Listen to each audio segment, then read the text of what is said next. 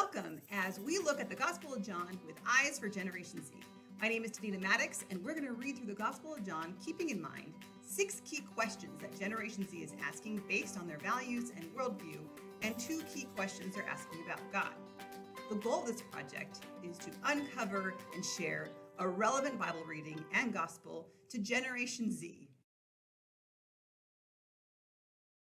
Let's talk about John 14, though it's more helpful to read this section of John especially all together and take all in context with one another so we can figure out what's really happening in each chapter. We're going to just tackle John 14 today. We're going to look at the questions, what is truth?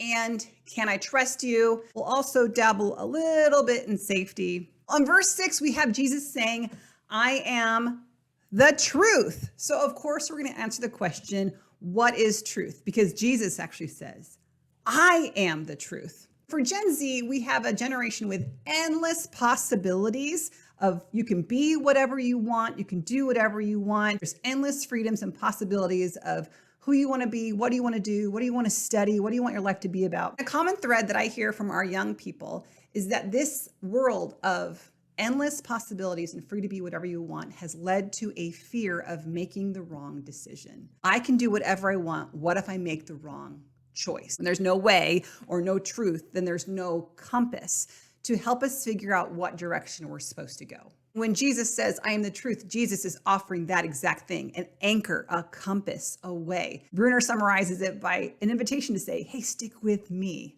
I got this. For a next generation that is about inclusivity and acceptance, this can feel like an exclusive passage as Jesus says, there's no way to the Father except through me. There's no other way. This only seems exclusive because we assume that there are many ways. Remember, for our next gen, there are endless things, endless ways, endless roads they can take. And so we assume that there must be endless roads to get to God. Let's pause on that assumption.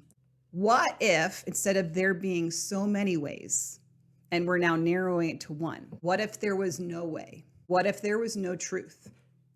What if there was no life? And that's the reality we start from. So instead of saying there's many ways, and now narrowing it to one, we're saying, no, we started with no way. And now we have a possibility. We have a way. That becomes the good news. We now have a way where there was no way. You don't have to worry about what if I make the wrong decision? What if I go the wrong way? Because now we have a compass. We have Jesus who says, stick with me. I am the truth. Let's look at, can I trust you? And really in this context of trust, we're looking at, is Jesus who he says he is? In John 14, we do see references to the Father and Jesus the Son and God and the Holy Spirit. So in verse 11, we have the Father and the Son. In verse 16, as a reference to the Holy Spirit being of the same essence as the Father and the Son. So the Holy Spirit now is this other part of the Trinity. So we see the Trinity, we see the triune God. Jesus is who he says he is. The God the Father is who he says he is. And Jesus says we can trust the Holy Spirit, who's of the same essence as the Father and Son with us. He will not leave us alone. We will not be rejected by God. So all these places of, can I trust who you are? He provides this great map of the Trinity, the triune God.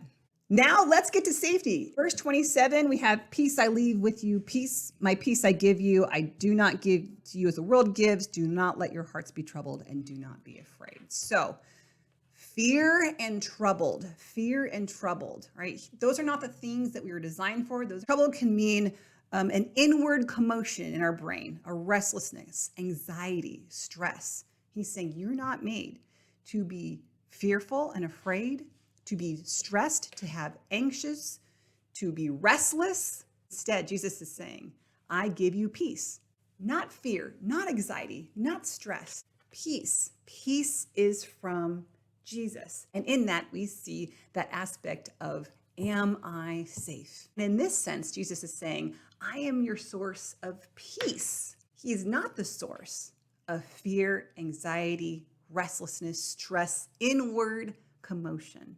The world gives us those things. And so where do we find safety from those things? In the peace of Jesus.